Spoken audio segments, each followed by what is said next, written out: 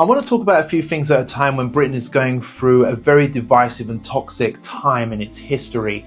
The so-called United Kingdom is actually incredibly disunited at the moment, with different communities turning on one another, neighbour against neighbour, based largely on what they look like, what their religion is, where they're from originally, what your political beliefs are. People are getting very polarised. The fact of the matter is that as someone who is true blue English, from working class stock and Anglo-Saxon through and through, more British than the British royal family in fact, I know what it's like. I've heard the arguments and I get the feeling and the sentiment that's coming out of the nationalist camp, the patriots corner, who are angry at mass immigration, at a so-called Islamic takeover and all these foreign cultures coming over here and seeming to get it much more easier and better here in England than true blue English British people who were born and bred here and have roots from a family tree deep in the English soil like myself that dates back generations and generations.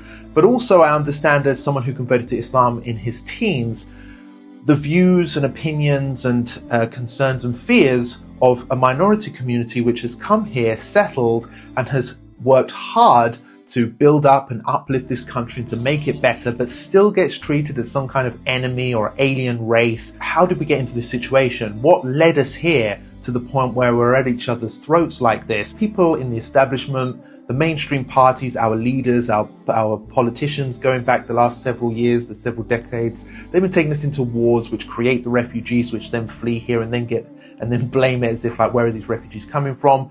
Or maybe it's the wars that has been started, which no one voted for, by the way. Iraq, Afghanistan, Libya, all these wars, they destroy countries, refugees come piling into Europe, and then what? We're supposed to expect, like, where did this come from? How did this happen? Why are they coming to Britain?